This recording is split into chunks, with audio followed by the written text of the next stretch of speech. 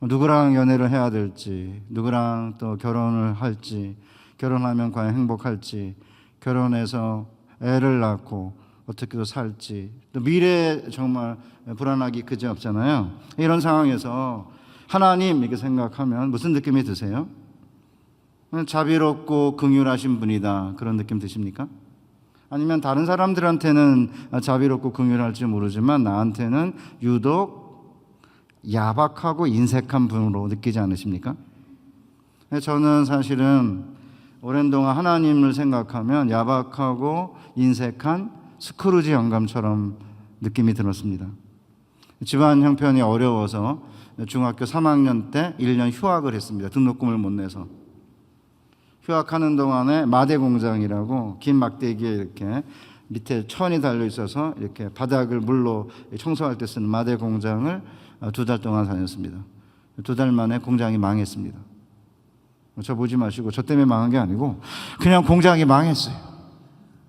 왜 망했는지도 기억이 안 납니다. 그리고는 이제 중이염이 물이 이제 귀에 들어갔는데 고름이 나오고 염증이 생겼는데 너무 가난했기 때문에 휴학할 때입니다.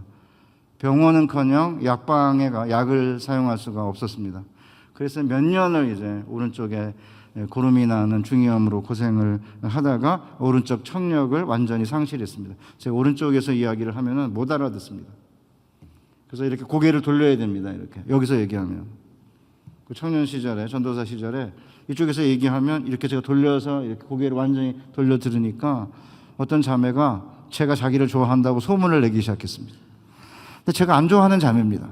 제가 좋아하는 자매가 혹시 전도사님이 나를 좋아한다고 그러면 나도 해피한데 난 별로 안 좋아하는데 자꾸 자기가 내가 자기를 좋아한다고 소문을 내는 바람에 이제 그 다음에는 이제 어디를 가면은, 다른 교회를 가면 나 오른쪽 청력을 잃어서 못 듣는다. 그래서 이렇게 돌려서 들어도 좋아하는 게 아니니까 오해하지 말라, 이렇게 미리 선포를 했어요. 근데 그 다음에 이제 혹시 마음에 드는 자매가 있어서 좀 가까이 이렇게 하면 우리 전도사님은 원래 오른쪽을 못 들어 저러는구나, 이래가지고 이게 시그널이 전달이 안 돼가지고 그때부터 제 인생이 꼬이기 시작했습니다.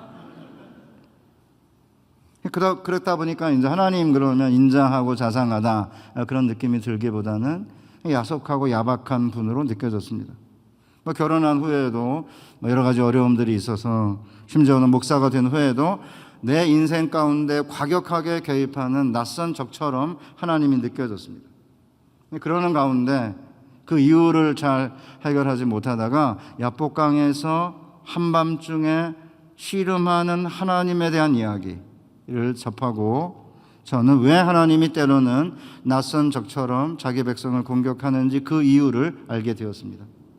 그래서 이제 여러분과 함께 야곱의 야복강에서의 씨름 이야기를 다루려고 하는데, 이 본문이 굉장히 어려운 본문입니다. 그냥 옛날 그 전설 따라 삼천리 같은 이야기로 들으면 별 그렇게 고민이 안 들지만, 심각하게 이 본문을 읽으면 이해하기가 어려운 대목이 한둘이 아니에요.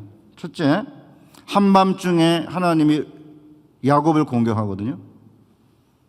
왜 하나님이 공격하죠? 그게 잘 이해가 안 되잖아요. 처음에는 뭐라고 됐냐면, 한 사람이 한밤중에 야곱과 씨름하다가 이렇게 시작하거든요. 그러면 성경 기자가 처음부터 하나님이라고 하지 않고 왜 한 사람이라고 했을까? 나중에 보면은 야곱이 하나님과 대면하여 보았다, 그럼에도 살아남았다라고 되어 있기 때문에 이 한 사람이라고 지적하고 있는 이 인물은 하나님이에요. 두 번째, 하나님이 이제 밤새 이렇게 야곱과 씨름을 했는데 이기지 못했다고 했어요. 이기지 못하다가라고 되어 있거든요. 아니, 어떻게 신이 인간에게 지죠? 잘 이해가 안 되죠, 그죠? 세 번째, 궁극적으로는 이제 환도뼈라고 이제 이 허벅지 밑에 그 히프 밑에 있는 이제 뼈가 이렇게 위골이 돼가지고 패배했는데, 야곱이 하나님이 뭐라고 그러시냐면 이스라엘이라는 이름으로 야곱이라는 이름을 바꾸면서 하나님과 및 사람과 더불어 싸워 이겼다고 했습니다. 아니, 어떻게 야곱이 패배했는데 하나님이 하나님과 더불어 싸워 이겼다고 했을까요? 그 다음에 하나님의 얼굴을 보았는데 살아나거든요. 본문에 보면은 날이 새려하니 나로 가게 하라 이러거든요. 하나님이 야행성 귀신도 아니시고 아니 햇볕이 이렇게 뜨면은 왜 가야 되죠? 그래서 어떤 사람은 야곱이 싸운 인물이 깨워주세요. 야곱이 제가 학교에서 선생질을 하기 때문에 졸면 제가 깨우고 이래요. 교회에서 목사님들은 잘 주무신다 그러시지만 왜 이 하나님이라고 이렇게 지칭되는 분이 왜 밤에 공격을 하고 날이 새려 하니까 나로 가게 하라고 할까? 몇 가지 굉장히 이렇게 이해하기 어려운 대목인데 여러분이 보시면 알지만 굉장히 애매모호하고요. 굉장히 신비로워요. 성경이 이게 핵심이에요. 이게 매력이에요. 우리의 인생 전부 신비덩어리거든요. 여기 앉아있는 우리 젊은 형제 자매들 제가 이렇게 보고 자매 형제들 보고 있으면 다 신비 아닙니까? 다 생김새도 다르고 배경도 다르고 그 안에 생각하는 것은 우주잖아요. 우주가 담겨 있잖아요. 여러분 안에. 신비죠. 누구랑 만나서 결혼해서 아이를 낳고 살아가는 이 모든 게 신비해요. 무엇은 가능하고 무엇은 불가능한지, 사람은 변화가 되는지 변화가 되지 않는지, 인간의 본성은 악한지 악하지 않은지, 인간의 역사는 개선되는지 개선되지 않는 방향으로 가는 건지, 끊임없이 1과 0 사이를 무한 진동하는 건지, 과연 우리의 삶 속에 가능한 것 불가능한 건 뭔지, 하나님이란 존재가 과연 있고 그분이 우리의 삶에 어떻게 구체적으로 개입하는지, 이런 부분들은 다 신비예요. 이런 신비의 문제를 다루고 있는 성경이기 때문에 성경은 신비 덩어리인 거죠. 이거를 합리적으로 설명하기 시작하면은 해석이 잘 안 돼요. 그래서 그냥 본문을 이렇게 놓고 본문이 뭐를 말하는지를 자세하게 하나씩 풀어나가다 보면 그게 바로 우리의 삶의 이야기고 우리의 신비로운 삶의 실존의 모습임을 알게 되거든요. 그래서 이제 여러분들 다 여기 와서 공부도 하고 직장도 얻었으니까 다 인텔리전트인데 저랑 함께 오늘 좀 심각한 본문을 다루면서 하나님과 씨름하자라는 제목으로 말씀을 전하겠습니다. 첫째, 하나님 왜 야곱을 공격했을까요? 여기서 씨름하다라고 하는 동사가 히브리어로 아바크예요. 그런데 이 아바크라는 동사는 아바크, 뒤에가 좀 길어요. 먼지라고 하는 명사에서 나온 동사입니다. 그러니까 직역하면 먼지를 뒤집어 쓰다예요. 그러니까 야곱이 누구랑 밤에 이제 씨름을 하고 있는데 하나님이 그 먼지를 뒤집어 쓰면서 이제 야곱과 이제 씨름을 한 거죠. 그러니까 씨름하다는 동사는 아닌데 먼지를 뒤집어 쓰다이니까 이거를 공격하기가 번역하기가 어렵잖아요. 뭐 그렇다고 뭐 권투 경기를 하다 이렇게 할 수는 없잖아요. 그렇죠? 권투를 하면은 먼지를 뒤집어 쓰진 않겠죠? 이렇게 씨름을 해야 이렇게 뭐 이게 서구의 이게 레슬링이든 한국의 씨름이든지 간에 이렇게 온몸을 붙잡고 이렇게 온몸을 뒹굴면서 이제 싸워야 이제 이렇게 먼지가 나잖아요.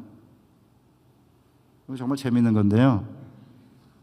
하나님의 얼굴을 보려면 여러분 어떻게 해야지 가장 잘 상대방의 얼굴을 보죠? 저는 주짓수나 이런 이제 경기를 모르는데 저는 옛날에 고등학교 다닐 때 씨름을 했어요. 유도를 했어요. 유도는 씨름하고는 조금 다르지만 그래도 상대방의 그 유도복을 잡고 이렇게 넘어뜨리고 또 위에서 막 이렇게 조르고 이렇게 하기 때문에 몸과 몸이 부딪혀요. 그러니까 상대방을 가장 잘 알려면은 이렇게 멀리 서가지고 꼰투하는 정도로는 안 되고 이렇게 몸을 완전히 부여잡고 이렇게 온몸으로 이렇게 몸이 이렇게 맞대어 가면서 이렇게 해야만 그 다음에 뭐 그때는 막 얼굴과 얼굴을 이렇게 보면서 막 짓누르니까. 그러니까 이게 하나님이 우리에게 씨름을 걸 때에는 그냥 멀리서 이렇게 아웃복싱 하는 게 아니에요. 멀리서 막 이렇게 창을 던지는 게 아니고 달려들어서 우리의 몸을 붙잡고 씨름을 하는 거예요. 씨름 해본 적 있으십니까? 남녀 관계도 마찬가지죠. 스킨십을 하면 그 다음에 아주 깊이 상대방을 알잖아요. 그러니까 이게 씨름을 하는 거죠. 씨름하면서 상대방이 누군지를 알죠. 남녀 관계도 마찬가지입니다. 손 정도 잡아가지고는 잘 몰라요. 그렇지만 저는 우리 애들에게 절대 연애할 때는 손만 잡아야 된다. 그러니까 우리 애들이 아니 미쳤어요 아빠 무슨 손만 잡고 그게 무슨 연애냐. 그럼 오케이 손까지는 괜찮고 그 다음에 이렇게 앉는 거는 내가 잘 모르겠는데 여기에 뽀뽀하는 것까지는 내가 용인을 한다. 그 이상은 안 된다. 이건 공식적인 겁니다. 저는 더 이상 나갈 것을 기대하진 않지만 기대하면 안 되죠. 나갈 것을 예측합니다. 왜냐하면 연애하면 그 이상으로 나갈 수 있는 가능성이 무한하거든요. 그렇게 몸과 몸이 이렇게 부딪혀야만 상대방을 알기 때문에 하나님이 이제 밤중에 야곱을 이제 씨름을 걸은 거예요. 온몸에 이제 먼지를 뒤집어 쓰면서 한밤중에 누가 먼저? 하나님이. 그러니까 하나님이 자기가 누군지 알리지 않고 우리의 삶에 개입하는 거예요. 이게 신비인 거예요. 만약에 우리를 공격하는 사람이 누군지를 적이 누군지 알면 잘 대적할 수 있고 잘 대처할 수 있는데 누군지 모르는 거죠. 적이 누군지. 그럼 여러분 낯선 적처럼 한밤중에 무엇인가 나를 공격한다면 어떤 반응 보이세요? 죽을 힘을 다해 씨름합니까? 아니면 바로 포기합니까? 이 한밤중에 자기를 공격하는 낯선 적이 다가오면서 씨름을 거니까 흥미로운 것은 이 야곱이 씨름을 했는데 하나님을 이기고 있었어요. 25절 상반절에 보면 자기가 야곱을 이기지 못함을 보고 누가? 하나님이. 희한하죠. 아니 어떻게 하나님이 야곱을 이기지 못하죠? 우리는 여기서 야곱을 본받아야 돼요. 하나님이 야곱을 이기지 못할 만큼 야곱이 씨름을 하고 있는 거죠. 아니 야곱은 하나님과 씨름만 한 게 아니라 사람과도 씨름을 했어요. 그래서 내가 하나님과 및 사람과 더불어 싸워 이겼다고 그러거든요. 그러니까 야곱의 인생을 보면 하나님과 싸울 뿐만 아니라 사람과 더불어 싸워요. 이스라엘이라는 이름으로 바꿔주면서 내가 하나님과 사람과 더불어 싸워 이겼다고 했잖아요. 우리가 다 알다시피 교회 좀 나오면 금방 야곱의 이야기는 자주 듣거든요. 어머니의 태에서부터 싸웠어요. 쌍둥이랑. 10개월 만에 이제 어머니의 자궁에서 바깥으로 나갈 시간이 되었는데 이 태 안에서 얼마나 이 공간을 놓고 치열한 싸움을 싸웠든지 리브가가 내가 어쩌자고 임신을 했는고 이렇게 고백해요. 하나님한테 가서. 우리 성경은 좀 부드럽게 번역되어 있는데 내가 어쩌자고 내가 이러자고 임신을 한 거 보니까 쌍둥이 두 놈이 이 배 안에서 아주 난리를 친 것 같아요. 그럼 나중에 이제 우리 자매들 결혼하면 임신하면 알고 우리 형제들도 이제 아내가 임신하면 이렇게 배에다 한번 손 좀 대보면 갑자기 뿔뚝뿔뚝 튀어나와요. 그러니까 안에서 여성들이 10개월 동안 아이를 이렇게 잉태하고 출산하는 건 진짜 신비예요. 그럼 여러분은 누구 거냐? 우리 앞에 있는 우리 회장 같은데 누구 거야? 누구 거냐고? 하나님 거. 그렇지. 교회 회장이니까 하나님 거라고 그래야지. 인간적으로 누구 거예요? 인간적으로 누구 거예요? 근데 잘못 키웠다니까. 이 키워봤자 남자 새끼들은 아무 소용이 없네요. 죄송합니다. 제가 굉장히 속된 말을 사용했어요. 엄마 거예요. 엄마 거. 엄마가 뱃속에서 10개월 동안 만들었잖아요. 뭐가 여자친구 거야. 이거 심각하네 정말. 목사님 어떻게 가르치신 겁니까? 연애만 가르치셨습니까? 어떻게 된 겁니까? 그건 사실은 정말 행복한 고민이야. 잘했어요. 오케이. 여자친구한테는 여자친구 거라고 그래요. 오케이. 근데 실제적으로는 엄마 건 거예요. 아빠는 조금 역할을 했지만 엄마가 뱃속에서 10개월 동안 아니 조각을 있으면 조각가의 소유 아닙니까? 12달 동안 뱃속에서 키웠는데 그게 누구 거예요? 엄마 거잖아요. 그런데 이 안에서 10개월 동안 같이 이렇게 애가 자라면서 하나만 있어도 그 공간이 작잖아요. 그런데 이 조그만 공간 안에 두 놈이 들어가 있으니까 이게 어마어마하게 영양분과 관심과 공간을 찾아 싸웠던 것 같아요. 그런데 이제 마지막 출산 경쟁에서 야곱이 진 거예요. 끝내 잡은 게 뭐냐? 발뒤꿈치, 형의 발뒤꿈치. 그래서 야곱이 된 거 아닙니까? 그러니까 이게 출산 경쟁의 패배는 전 인생을 결정하는 패배인 거예요. 왜냐하면 고대 근동 아시아나 이스라엘에서는 장자는 차남의 유산의 2배를 받아요. 부자가 되는 방법이 뭐냐? 비트코인, 주식 아니에요. 재테크로 부자 될 확률은 5%라고 그래요. 아주 솔직한 그 경제학자들은 첫째가 뭐냐? 아버지의 유산. 둘째가 뭐냐? 사업. 재테크로 부자가 될 확률 5%. 전 그게 맞는 것 같아요. 그래서 요새는 이제 뭐 남자나 여자의 경제력을 볼 때 그 개인의 어떤 샐러리를 보는 게 아니고 부모의 경제력. 부모가 유산이 한 30억, 40억 되면 그건 평생 우리가 벌어도 벌지 못할 어마어마한 재산이기 때문에 한국에서는 요새 뭘 보냐? 부모의 경제력을 본다 그래요. 그래서 요새 MZ세대나 젊은 세대는 굉장히 영리한 거죠. 합리적이고. 왜냐하면 부자가 될 수 있는 방법은 그게 가장 빠른 방법이라고 지금도 다 그래요. 비트코인 하면 망해요. 얼마 못 가요. 주식 돈 벌 가능성 거의 없습니다. 왜냐하면 거기에 드리는 그 에너지가 너무 큰 거예요. 돈을 번다 하더라도. 제가 이야기를 하려고 하는 건 아니고 저는 경제학자도 아니니까. 그러니까 이제 태어나면서 출산 경쟁에서 한 번 패배했는데 그 한 번의 패배가 그의 인생 전체를 좌우한 거죠. 그런데 야곱은 그거를 용납할 수가 없는 거예요. 한 번의 출산 경쟁의 패배가 인생 전체를 좌우하게 용납할 수 없다. 그래가지고 이제 씨름을 시작하죠. 우리 야곱에게서 배워야 돼요. 왜요? 한국처럼 학벌과 직업을 중요하게 여기는 사회는 없습니다. 이민사회도 마찬가지라고 생각해요. 거의 한 번의 시험으로 정해진 대학이 평생의 서열이 되도록 허락해서는 안 돼요. 경북대학교의 법대 교수인 김두식 씨가 욕망해도 괜찮아라는 책을 썼는데 한국 사회가 얼마나 지독한 학벌 사회인지를 보여주고 있습니다. 한번 읽어볼게요. 우리나라는 세계 어디에서도 유례를 찾기 힘든 학벌 사회입니다. 거의 모든 문제가 학벌과 연결됩니다. 부모와 자식 사이에 일어나는 갈등도 대부분 공부에서 비롯됩니다. 대학 입시를 앞두고 학원들이 작성하는 배치표는 그대로 뇌의 중앙에 자리 잡아 평생 우리를 지배합니다. 뇌가 아니라 이미 아예 혈액 속에 자리 잡아 핏줄을 타고 이어 내려가는 것처럼 느껴질 때도 있습니다. 짝이라는 프로그램에서, 짝이 이게 이제 남자 여자 나와서 이제 이렇게 맺는 프로그램이에요. 옛날에 출연자를 정리하는 기본 프로필은 첫째 어느 대학 나왔냐, 둘째 어떤 일을 하고 있느냐의 두 가지입니다. 남자 1호, 여자 2호라는 방식으로 이름을 빼앗고 번호를 부여하면서도 학벌만은 생략하지 못하는 것입니다. 새로운 유학생이 오면 한인교회나 한인학생회가 도와줍니다. 공항에 나가 유학생을 태우고 숙소로 향할 때 선배 유학생이 가장 먼저 묻고 싶은 것이 무엇일까요? 출신 대학입니다. 체면 차리고 망설이다 그걸 묻지 못하면 이후 몇 달 동안 만나고 사귀어도 도무지 그의 정체를 파악하지 못했다는 찝찝한 느낌이 듭니다. 그러다가 어느 날 바람결에 그의 출신 대학을 듣게 되죠. 그 순간 머리가 환하게 밝아오면서 눈앞에 마법처럼 대학 입시 배치표가 쫙 펼쳐집니다. 그러면서 내가 내려다봐야 하는 사람인지 올려다봐야 하는 사람인지가 때로는 통쾌하게 때로는 아프게 정리됩니다. 이처럼 이렇게 명확하게 우리 학벌 사회를 지적하는 표현은 없는 것 같아요. 미국 사회도 마찬가지겠죠.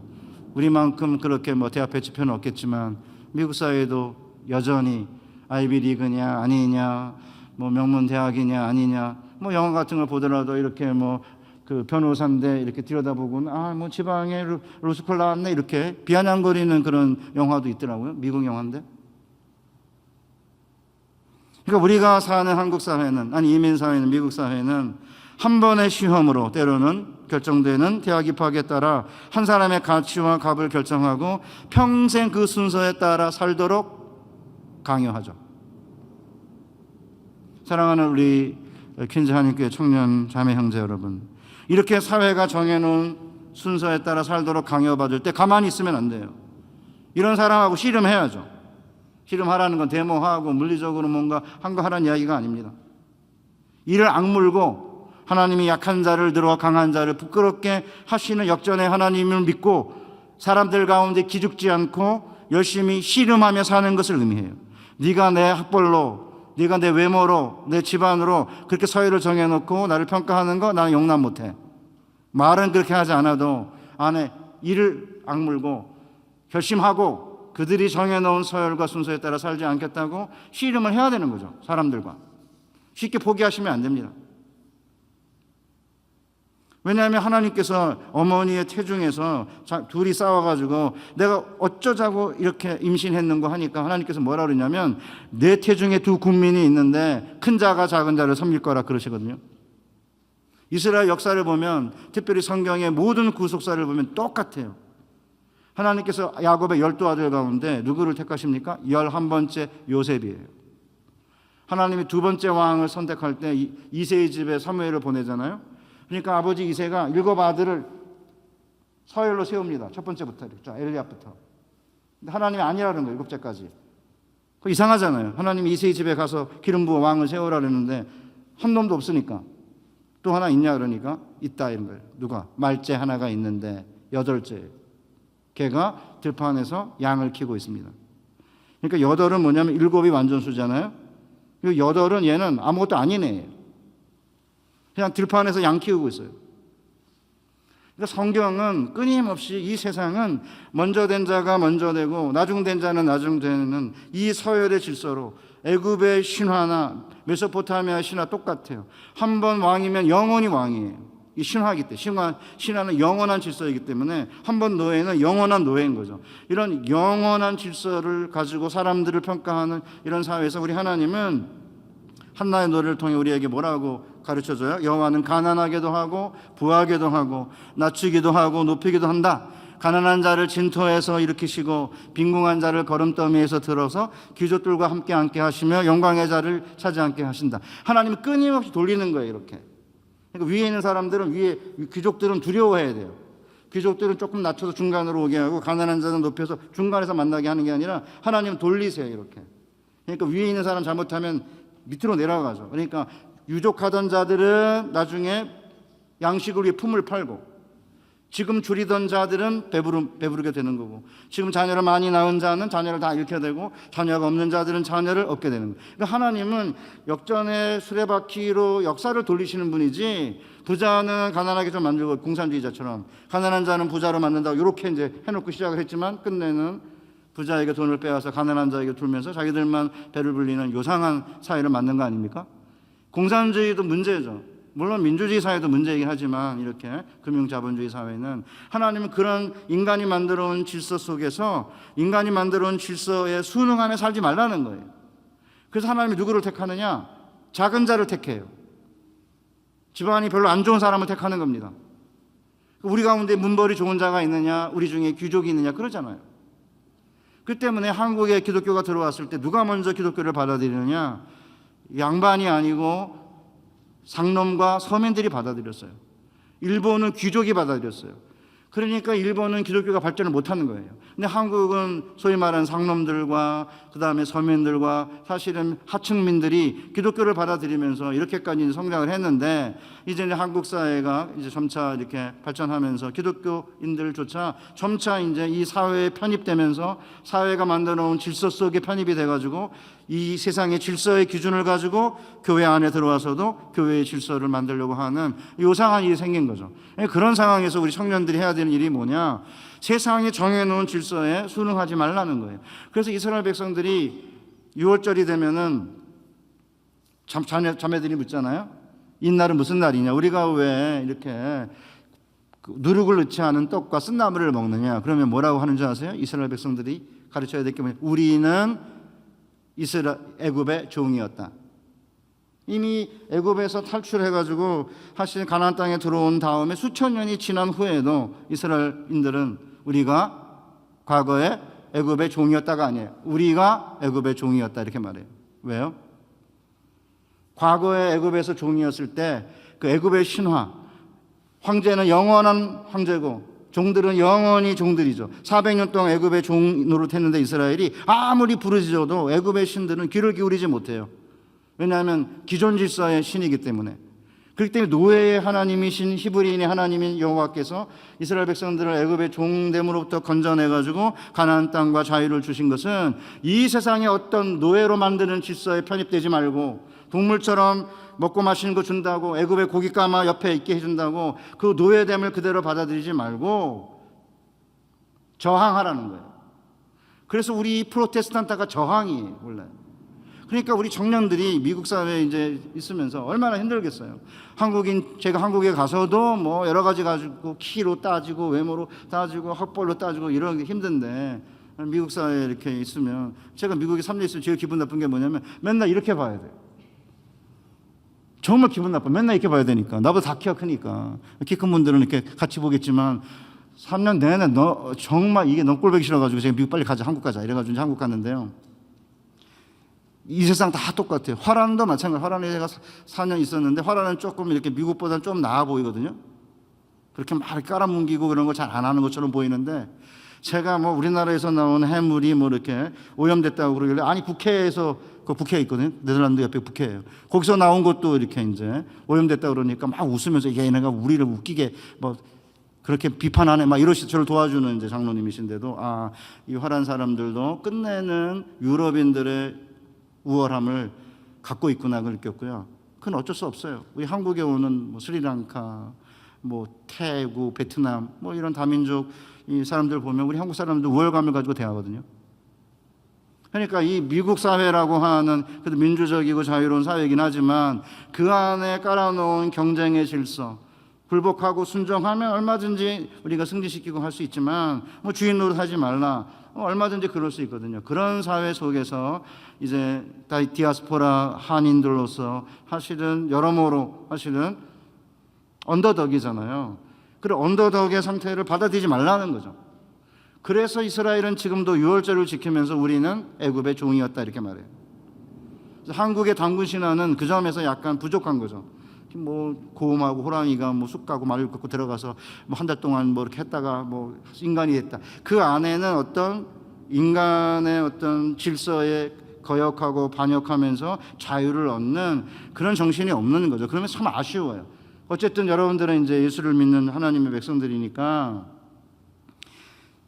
한 번의 어떤 성적, 대학 가지고 전 인생을 평가하거나 우리가 가진 인종적인 어떤 특색 때문에 뭐 머리가 감았다든지 눈이 작다든지 이런 인종적 특색 때문에 우리를 무시하거나 경멸하려고 하는 모든 제도와 모든 풍습과 모든 법과 모든 인간에 대해서 저항해야죠.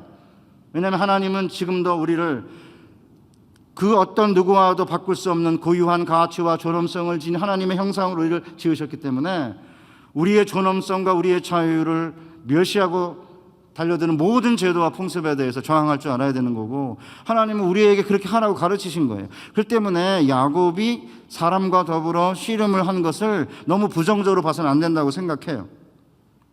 그런데 어찌됐든 간에 야곱이 하나님을 거의 이길 뻔한 순간에 하나님이 갑자기 손으로 치셨어요. 그가 야곱의 허벅지 관절을 치매 야곱의 허벅지 관절이 그 사람과 씨름할 때 어긋났더라라고 되어 있는데 한글 개역 성경은 허벅지 관절, 그래서 hip socket이라고 이제 번역을 했는데 저는 그냥 옛날 번역 환도뼈라고 그냥 하겠습니다. 편해가지고. 그러니까 이렇게 여러분이 이렇게 앉아 있으면은 이렇게 히프가 이렇게 의자에 닿는 부분 있잖아요. 그게 이제 골반뼈인데 그 밑에 있는 좌골인데 거기가 이렇게 위골이 되면 이렇게 틀어지면은 걸을 수는 있대요. 근데 힘을 못 쓰는 거죠. 그래서 나중에 보면은 야곱이 분이엘을 지날 때 절었다고 되어 있거든요. 그러니까 사실은 이게 친 게 아니고요. 원래는 건드리다예요. 쓰인 동사가 나가라는 히브리어 동사인데 이게 스트라이크가 아니고 터치예요. 그런데 이제 대부분의 성경은 스트라이크로 번역을 했는데 그냥 터치입니다. 하나님은 원래 어떤 분이냐면 이렇게 손만 터치만 해도 그냥 환도뼈가 위골되는 그런 분인데 밤새 싸워서 져준 거죠. 이해하기 힘들죠, 그죠? 아니 처음부터 그냥 이렇게 손만 대면 그냥 좌골이 위골돼가지고 더 이상 움직이도 못하게 되는, 힘을 못 쓰게 되는 상태를 만들 수 있는 분인데 왜 그렇게 하지 않으셨을까? 놀랍게도 하나님께서는 싸움을 걸고 져주시기 위해 공격하신 거예요. 그래서 이제 루터가 뭐라고 말하냐면 하나님이 때로는 교회를 버리고 적처럼 공격하시는 것처럼 보일 때 낭망하지 말고 견뎌야 된다고 강조해요. 우리가 교회의 모습을 살펴보면 순수한 말씀과 성례 외에는 아무것도 가진 게 없다. 오히려 우리에겐 수많은 적들이 있다. 왕들, 귀족들, 시민들, 학생들이 다 적대자들이며 우리가 지고 다니는 우리의 육신도 우리의 적이다. 우리는 하나님은 숨겨진 하나님임을 알아야 한다. 목사들과 경건한 자들이 약탈을 당하고 온갖 악을 당한다. 그러나 하나님께서는 우리의 구원자시여 모든 축복의 수여자가 되겠다고 약속하였기에 믿는 자는 신앙과 기도로 하나님을 이길 수 있다. 만일 하나님이 내게 씨름을 걸고 너를 죽이고자 하며 자신의 이름과 약속을 감추고 나타나더라도 그리하여 내가 약해지더라도 강하고 담대하게 말씀을 붙잡아야 한다. 그러면 너는 결국 승리하게 될 것이다. 그러니까 이제 여러분들이 현재 지금 이게 밤이거든요.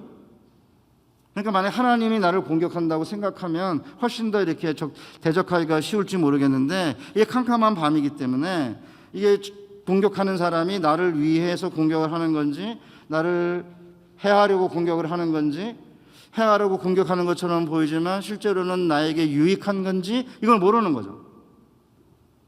뭐 예를 들어서 승진이 안 되는 것이든 취직이 안 되는 것이든 스테이터스 문제가 해결이 안 되든 뭐 질병으로 고통을 당하든 우리의 삶에 우리를 공격하는 것처럼 보이는 모습이 너무 많아요. 왜? 우리가 변화되어야 될 부분이 너무 많기 때문에, 우리의 삶은 신비로 가득 차 있기 때문에 하나님이 우리를 사실은 공격하고 우리의 어떤 부분을 고쳐주시고 우리를 축복하시기 위해서 우리를 공격하실 때에는 그게 너무나 다양하기 때문에 우리를 공격하는 방법이 너무 많은 거예요. 근데 이게 한밤중인 거예요. 낮이면 그나마 이렇게 보고 누군지 알 텐데 이게 한밤중인 거죠. 근데 한밤중이지 않으면 하나님 보면 죽기 때문에 하나님은 밤중에 우리가 알지 못하는 방식으로밖에는 공격을 못하는 거예요. 그것이 미스테리예요. 그래서 여러분들이 지금 이제 미국에 와서 스테이터스 문제 해결하고 직장 다니고 승진도 해야 되고 인정도 받아야 되고 연애도 해야 되고 결혼도 해야 되고 막 어마어마하게 많은 불안정 속에 좀 있잖아요. 그 속에서 좀 예수님을 믿고 있는 건데 그냥 환하게 나타나가지고 하나님이 야 이게 내 뜻이다 이렇게 해라, 얘랑 결혼해라, 얘는 마음에 안 드니까 때려쳐라 뭐 이렇게 하면은 훨씬 편할 텐데 이게 뭐 비스무리해가지고 모르겠는 거예요. 이 자매가 진짜 괜찮은 건지, 이 형제가 겉으로는 믿음 생활하는 것 같은데 속에 뭐가 들어있는지 알 수가 없죠. 때로는 사람의 모습으로, 때로는 질병으로, 우환으로, 때로는 낙방으로, 실패로 다양한 모습으로 이제 공격을 하기 때문에 이게 한밤중인 거예요. 그때 어떻게 해야 되느냐? 씨름하라 이거죠. 겉으로 하나님이 공격하는 것처럼 보여도 말씀을 딱 붙잡고 이런 거예요. 루터가 늘 하는 말인데 사탄이 맨날 뭐라고 공격하니? 야, 너 너무 찌질하다. 너 그래가지고 하나님의 백성이냐? 너 기도도 안 하는데 너 사탄의 자녀 아니야? 이렇게 공격할 때 어떻게 하나? 아니다. 그럼에도 불구하고 해요. 우리의 논리는 그럼에도 불구하고, 사탄은 그러므로거든요. 야, 너는 기도도 안 하는 거 보니까 그러므로 너는 하나님의 백성이 아니다 이거죠. 내가 승진 못하고 맨날 찌질하게 하는 거 보니까 너는 하나님의 자녀가 아니다 이렇게 그러므로예요. 그런데 성경의 논리는 그럼에도 불구하고, 때로는 하나님의 자녀가 아닌 것처럼 보이고 하나님의 자녀처럼 경건하지 못하고 때로는 실패하고 한다 하더라도 그럼에도 불구하고 하나님께서는 내 자녀라고 했다. 그리고 사탄에게 뭐라고 말하는 거예요? 사람이 떡으로만 사는 게 아니라 하나님의 입으로 나오는 말씀으로 산다. 그럼에도 불구하고죠. 넌 하나님의 자녀다 이러잖아요. 네가 하나님의 아들이거든 40일 동안 금식한 다음에 배가 고파갖고 지금 뭐라도 먹으셔야 되는데 내가 하나님의 아들이라면 그러므로 돌로 떡덩어리가 되게 하라 이런 거잖아요. 근데 예수님이 뭐라고 그래요? 내가 하나님의 아들이다. 그러나 하나님의 아들은 떡으로만 사는 게 아니라 그럼에도 불구하고 하나님의 입에서 나오는 말씀으로 산다 이거죠. 그러니까 이제 우리 사랑하는 청년 자매 형제 여러분들이 미국에서 이제 이민자로 살아가는 과정에서 일이 해결되지 않고 불안하고 두렵고 때로는 실패한 것 같고 때로는 나고자 같고 이런 느낌이 들고 또 공격할 거예요. 사람들 통해 공격하든 갑자기 그냥 불현듯 떠오르게 만드는 사탄의 그런 공격에 노출될 수 있거든요. 그때 어떻게 되느냐? 그럼에도 불구하고 라는 논리를 쓰셔야 하는 거죠. 겉으로 보기에 하나님이 공격하는 것처럼 보여도 하나님 우리에게 공격하고 저주시고 우리를 축복하기 위해서 우리를 공격하는 거죠. 왜요? 공격하고 저주시고 축복하지 않으면 지가 잘난 줄 알거든요. 그러니까 야곱이 밤새 씨름을 하잖아요. 손을 대자마자 터치만 하면 그냥 좌골이 위골돼가지고 더 이상 힘을 쓰지 못하게 되니까 뭐라고 말해요? 그때 야곱이 자기가 포기하죠. 나를 축복하지 않으면 가게 하지 않겠다 이러잖아요. 붙잡고. 그때서는 씨름하는 게 아니라 씨름하다가 좌골이 위골되니까 한두뼈가 위골되니까 그때서 붙잡고 축복해달라고 그러는 거예요. 그러니까 우리 사랑하는 청년 우리 자매 형제 여러분, 여러분의 힘으로 일이 잘 풀리고 승진하고 인정받고 뭐가 잘 되면 내가 잘났다 생각하지 뭐 하나님이 축복하셨다 생각하겠습니까? 어림없는 소리입니다. 그러면 그렇게 해가지고 이제 뭐 윗자리 올라가고 축복받으면 밑에 사람 경멸하고 무시하고 다른 사람 깔보고 그러지 않겠어요? 그런데 내 힘으로 이긴 게 아니고 내 힘으로 이겨보려고 형의 축복권도 뺐고 장자권도 빼앗고 뭐 온갖 일을 다 했지만 그런 식으로는 진정한 평화와 기쁨을 누리지 못한다.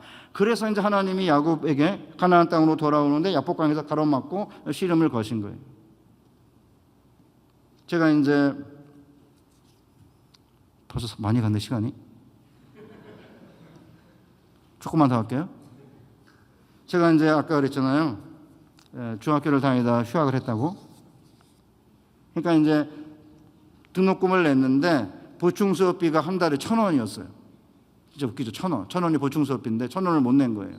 그러니까 이제 담임 선생님이 맨날 저를 종례 시간에 불러 이렇게 해서 지찬이 너는 왜 1,000원 안 내냐. 계속 괴롭히는 거예요. 1,000원을 못 낼 상황인데. 불러다 놓고 그러면 생활 형편이 어떠냐 이렇게 물어보고 그럼 자기가 1,000원 낼 수도 있을 텐데 1,000원 안 받을 수도 있는 거고 계속 괴롭히더라고요.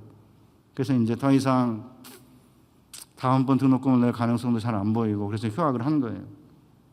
엎친 데 덮친 격으로 이렇게 이제 우리 귀에 들어가서 중이염을 앓기 시작했는데 그렇다고 저희 식구들이 아무 일도 안 한 게 아닙니다.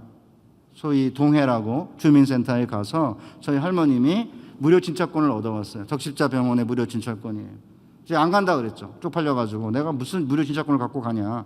그러니까 이제 옛날 우리 어르신들이 늘 하던 수법 있잖아요. 막 가슴을 치면서 내가 죽어야 돼. 내가 너무 오래 살았어. 막 이렇게 하고 내가 어떻게 해서 가져온 이게 무료 진찰권인데 왜 안 가냐고 난리 치시니까 할머니가 이제 간 거죠. 그걸 들고. 그러면 사람들이 있으면 안 불러요. 사람이 없을 때 한참 기다리다 사람 없으면 그때 불러요. 그리고는 3번째 갔을 때인데 의사께서 이비인후과 의사죠. 치료를 이렇게 들여다보고 하시다가 이 병은 통원해서는 치료할 수 있는 병이니까 다음부터 오지 말라 이러더라고요.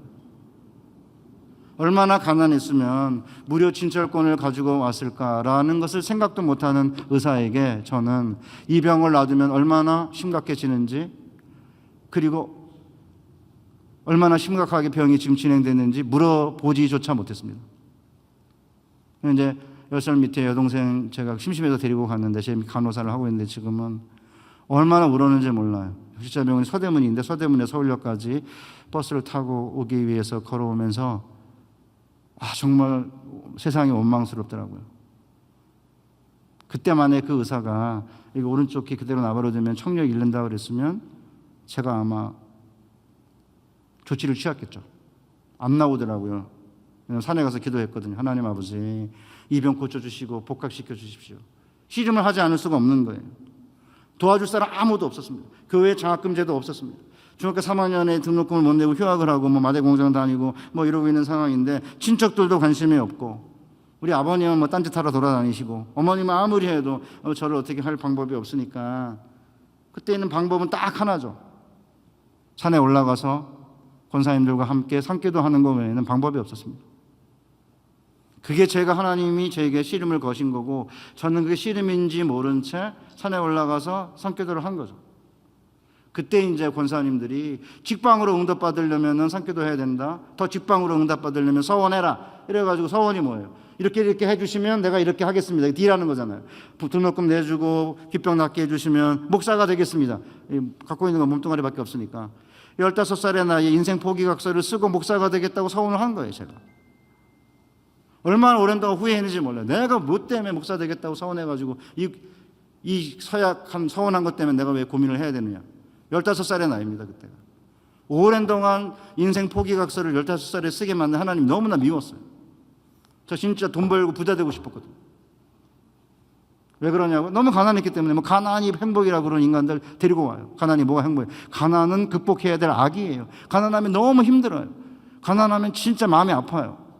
물론 가난하게 됨으로써 저는 하나님과 씨름하게 되었기 때문에 끝내는 결과적으로는 좋은 것일 수 있지만 가난은 그 자체로 복이 아닙니다. 가난하게 돼서 하나님께 가까이 가게 되면 그게 이제 복일 수 있는 거죠. 그래가지고 이제 기도를 열심히 했어요. 안 나오더라고요, 구름이. 그래서 이제 기도로 낫구나 이렇게 생각했는데 그게 아니었습니다. 3년 동안 안 나오면서 여기를 다 갉아먹었어요.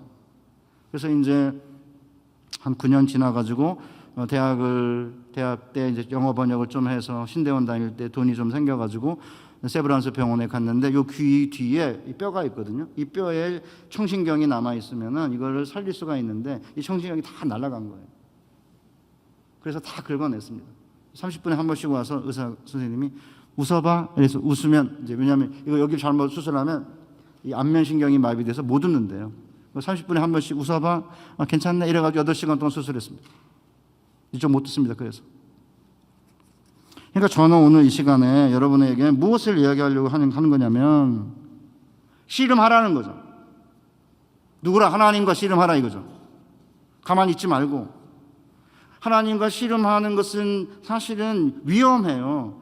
하나님의 얼굴을 보는 건 위험하니까 모세가 하나님 영광 보여달라고 그러니까 내 얼굴을 보지 못하리니 나를 보고 살 자가 없다 그런 말씀하잖아요. 그 때문에 하나님이 한낮에 나타나시면은 그의 얼굴을 보는 사람은 죽을 수밖에 없기 때문에 한밤중에 낯선 적의 모습으로 공격을 하는 거고, 그런데 공격하고 씨름하고 저주시기 위해서 한밤중에 사람의 모양으로 나타나신 거예요. 그 때문에 오늘 우리의 삶 가운데 우리가 경험하는 모든 고통스러운 고난과 여러 가지 내게 힘든 여러 가지 일들은 하나님이 나를 축복하기 위해서 나에게 다가와 먼저 씨름을 걸고 있는 거다라고 이해를 하셔야 돼요. 그때 씨름을 포기하면 하나님 얼굴을 못 봐요. 그 씨름해야죠. 아까 제가 얘기한 것처럼 멀리서 떨어져가지고 아웃복싱 하지 말고 가끔마다 한 방 치고 뒤로 몰라 이러지 말고 달라붙어서 씨름을 해야 되는 거예요.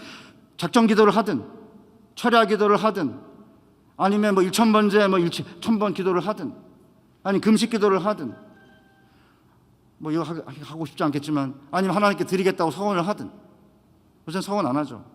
이 아까운 인생을 내가 어떻게 서원을 해요? 옛날에 목사님들은 초등학교 중고등학교 애들한테 수련할 때 말씀을 선포한 다음에 막 선독을 엄청 해놓고는 선교사들 사람 일어나라, 목사들 사람 일어나라 그래가지고 막 나오고 그래가지고 아무것도 모르는 애들이 서원해가지고 선교사 목사 됐는데, 요새는 이제 목사님들 그런 거 잘 안 하세요. 남의 인생에 과격하게 개입하는 게 이게 사실 쉽지 않으니까. 그러니까 이제 목사도 안 되고 선교사도 안 되고 피곤하니까 이제 서원하는 것도 모르고 하나님과 씨름하는 것도 모르고 뭔가 베팅을 안 하는 거죠. 비트코인은 베팅하는데 왜 하나님하고는 베팅 안 하는지 난 정말 이해가 안 가요. 그런데 여러분 보세요. 한밤중에 사람의 모양으로 나타날 수밖에 없어요. 그런데 씨름을 걸고 져주신 다음에 어둠이 싹 물러가는데 처음으로 야곱이 희미하게나마 적의 얼굴을 봤어요. 그런데 놀랍게도 적의 얼굴은 사람의 얼굴이 아니라 하나님의 얼굴이었습니다. 그러므로 야곱이 그곳 이름을 브니엘, 하나님의 얼굴이라 하였으니 그가 이르기를 내가 하나님과 대면하여 보았으나 내 생명이 보존되었다 함이더라. 이 브니는요 뭐냐면 얼굴이란 뜻입니다. 엘은 하나님이고 하나님을 본 거예요. 그러니까 하나님의 얼굴을 그냥 보는 게 아니에요. 하나님과 씨름해야 봐요. 복싱해서 못 봐요. 이렇게 온몸을 부둥켜 안고 먼지를 뒤집어 쓰면서 씨름을 해야 그 다음에 보는 거죠. 더 많이 씨름하면 가까이 얼굴을 보는 거죠. 정말 웃기는 건 뭔지 아세요? 한국에서 이제 코로나 때문에 비대면 예배가 한참 그렇게 경부에서 강요해가지고 비대면 예배를 할 때인데, 어느 대학의 기독교 학과 구약 교수라는 친구가 명문대학 출신입니다. 연합뉴스랑 인터뷰했습니다. 어차피 교회 가봤자 하나님의 얼굴을 못 보기 때문에 비대면 예배인데 굳이 대면 예배 할 게 뭐냐. 저는 그 이야기를 딱 듣는 순간에 구약 교수예요. 자유주의자입니다. 미쳤구나. 하나님의 얼굴을 자기가 본 적이 없으니까. 아니 그러면서 어떻게 구약 교수를 하는지 저는 이해가 안 가요. 마음이 청결한 자는 복이 있나니 저들이 하나님의 얼굴을 볼 것이다. 예수님이 그랬는데 하나님의 얼굴을 못 봅니까? 요업이 뭐라고 말해? 내가 지금까지는 하나님에 대해 들었으나 이제 하나님의 얼굴을 대면하여 봤다. 왜 하나님의 얼굴을 못 봅니까? 지가 하나님의 얼굴을 못 봤으면 겸손하게 난 하나님의 얼굴을 못 봐, 정말 죄송하다 이러고 앉아 있어야 되는데 교회 가봤자 하나님의 얼굴을 못 보니까 비대면 예배랑 마찬가지다. 제가 그래서 성경과 팬데믹이라는 책을 썼어요. 왜 얼굴을 못 본지 아십니까? 그냥 그 인간? 제가 그 인간에서 미안해요. 그냥 가만히 있으면 그 인간이라는 그분이라고 할 텐데 나대면서 그런 이상 소리를 공중파에서 하니까 제가 그 인간이라고 그러는 거예요. 씨름해야 알아요. 명문대학을 나오고 아마 집안이 좋은 것 같아요. 제가 보기에는. 뒷조사 안 했는데 그런 것 같아요. 명문대학 나오고 집안 좋고 그러니까 하나님과 씨름한 적이 없는 거죠. 그러니까 잘 풀리지, 교수가 됐지, 명문대학을 나왔지 이렇게 하니까 사람은 다 인정해 주지. 그러니까 완전히 강남 좌파 그리스도인이 돼가지고 말은 거창한데 안에 실질이 없는 거예요. 저는 정말입니다. 여러분들에게 하나님께서 시련과 고난을 주는 이유가 뭐냐? 씨름하라는 거예요. 씨름하면 그 다음에 뭘 본다고요? 하나님의 얼굴을 보는데 그 하나님의 얼굴은 죽음의 얼굴이 아니었습니다. 죽음보다 더 무서운 얼굴이에요. 죽음보다 더 무서운 얼굴이 뭡니까? 사랑의 얼굴인 거죠. 왜 사랑의 얼굴이 더 무서워요? 사랑은 죽음보다 강하고 질투는 음부보다 세기 때문이에요. 사랑해봤죠, 여러분? 사랑 지긋지긋하죠. 한번 사랑한 마음이 생겨봐봐요. 엄마 건데 여친 거라고 그러잖아요, 지금. 사랑이 불타면 아무것도 안 보이는 거죠. 그러니까 하나님이 우리를 너무너무 사랑하기 때문에 이대로 내버려둬서는 안 되겠다. 얘를 좀 고쳐야겠다. 얘를 좀 거룩하게 만들어야겠다. 그러면 하나님이 사랑하기 때문에 한밤중에 적의 모습으로, 낯선 모습으로 공격을 하는 거예요. 그리고는 이제 변화시키기 마련인 거죠. 사랑하는 우리 청년 자매 형제 여러분, 제가 이제 설교를 마칠게요. 인생을 살다 보면 우리를 공격하시는 것처럼 하나님이 느껴질 때가 많습니다. 그러나 하나님은 밝은 대낮이 아니라 어두운 밤에 누군지 모르게 우리를 공격하며 씨름을 거십니다. 게다가 하나님께서 씨름을 걸어오시는 방식과 모양은 너무나 다양해요. 우리를 변화시켜야 될 부분은 다양하고 신비하기 때문에 씨름으로 공격하신 하나님의 모습 역시 다양하며 모호하고 신비롭습니다.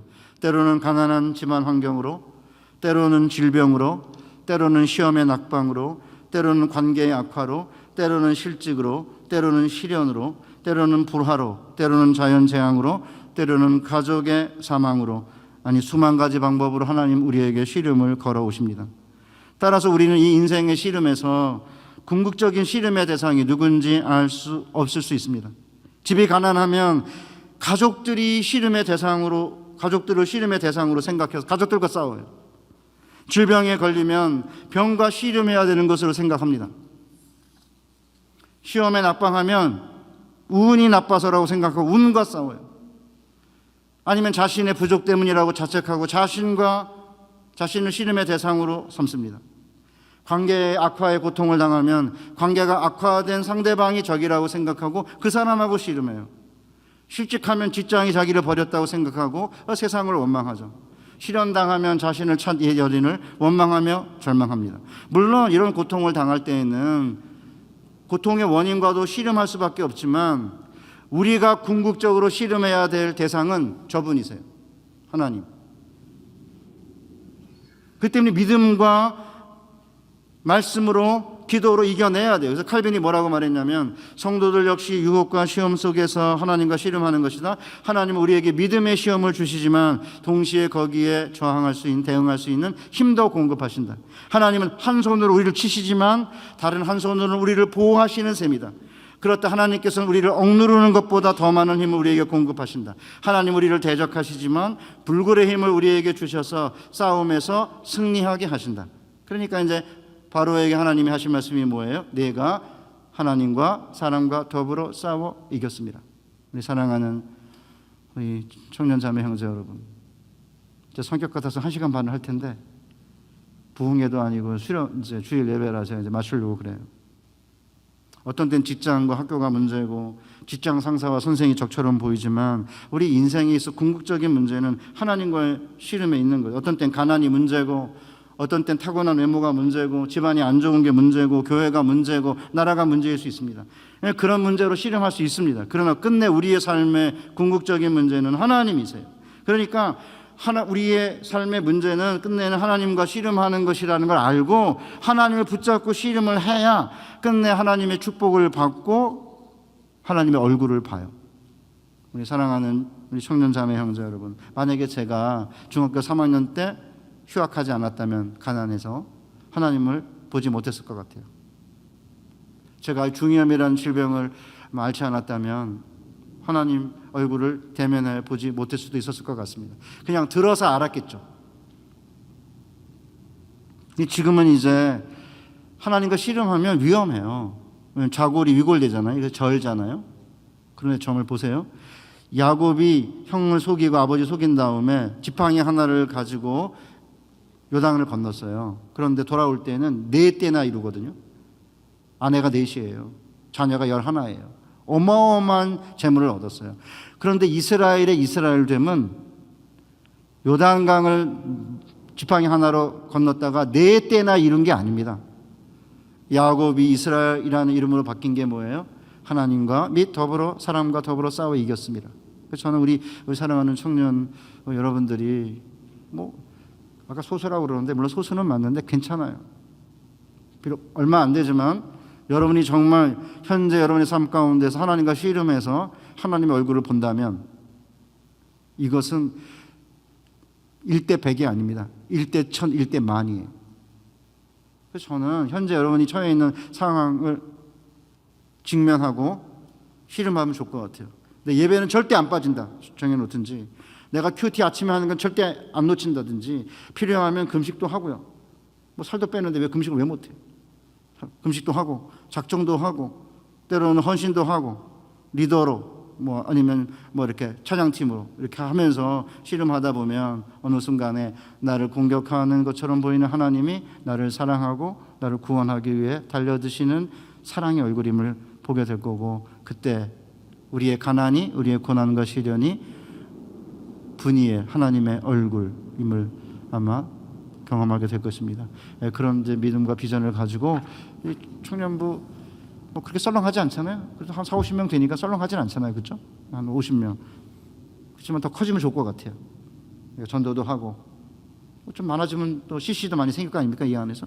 딴 데서 보지 말고 이 안에서 찾고 그 결혼도 하고 아름다운 신성한 가족들을 만들어 가시는 복된 우리 청년 자매 형제들 되시기를 주님의 이름으로 축복합니다.